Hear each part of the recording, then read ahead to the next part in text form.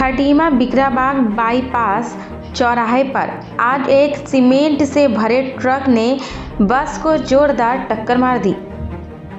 हैरान कर देने वाली बात यह है कि वो एक स्कूल बस थी जो आज चटिया फार्म में मुख्यमंत्री पुष्कर धामी के जनसभा के कार्यक्रम में जा रही थी, जिसमें कुछ बच्चे भी मौजूद थे।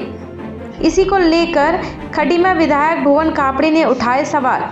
आखिर क्या कहा खटीमा विधायक भुवन कापड़ी ने, देखिए हमारी इस पूरी रिपोर्ट में। चुनाव भारतीय जनता पार्टी की चुनाव की रैली में जाते हुए एक बस का एक्सीडेंट हुआ। वो स्कूल की बस है और हम धन्यवाद करते हैं भगवान का कि कोई बड़ा हादसा नहीं हुआ, लेकिन 22 बच्चे, मुझे लगता है उसमें आधे से ज़्यादा बालिग नहीं है जिनका वोट नहीं, वो घायल हुए हैं, अभी अस्पताल में भर्ती हैं। ये बच्चों को भाजपा की रैली के लिए ले जाया जा रहा था।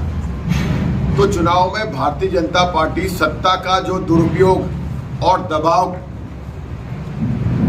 और सरकार की जो हनक दिखा रही है, आज इस रैली से खुलकर सामने आ गया है कि ये खटीमा के प्राइवेट स्कूल हैं, जिन स्कूलों के नाम लिखे हुए हैं और बसों के नंबर लिखे हुए हैं।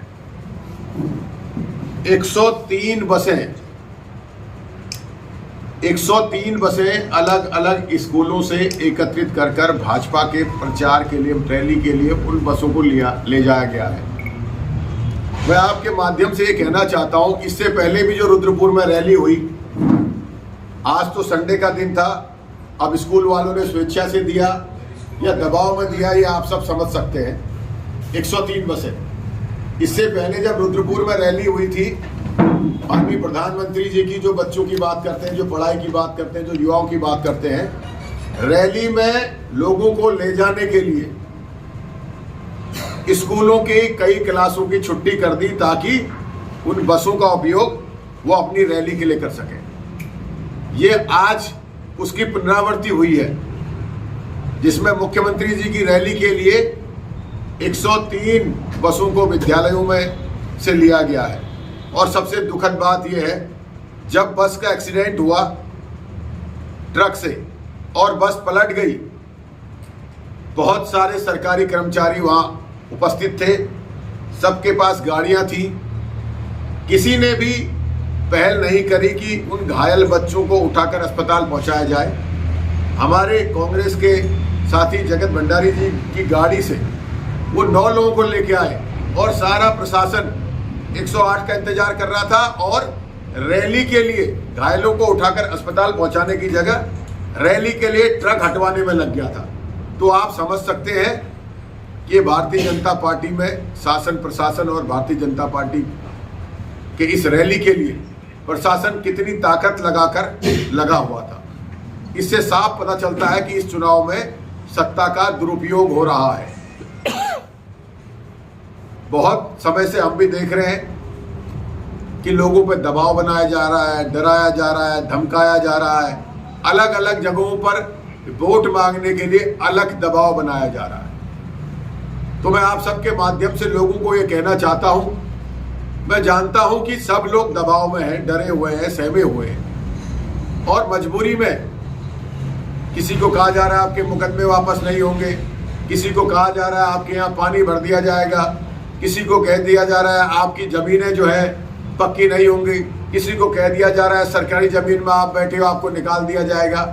आज तक जो चुनाव होते थे, हम जो चुनाव लड़ रहे हैं, हम अपने घोषणा पत्र के आधार पर लड़ रहे हैं कि कांग्रेस ने पहले क्या किया और कांग्रेस आगे क्या करने जा रही है।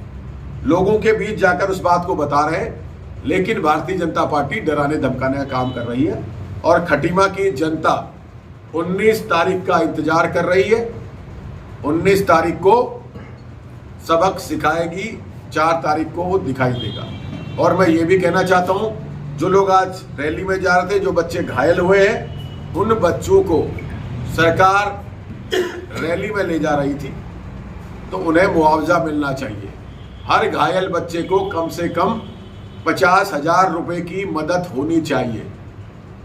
आप सबके माध्यम से कहना चाहता हूं कि चुनाव स्वच्छ होना चाहिए, साफ होना चाहिए, मुद्दों पर होना चाहिए, विकास पर होना चाहिए, रोजगार पर होना चाहिए, भ्रष्टाचार पर होना चाहिए, सामाजिक सुरक्षा पर होना चाहिए, शिक्षा पर होना चाहिए, स्वास्थ्य पर होना चाहिए, न कि दबाव और डराने के धमका के होना चाहिए।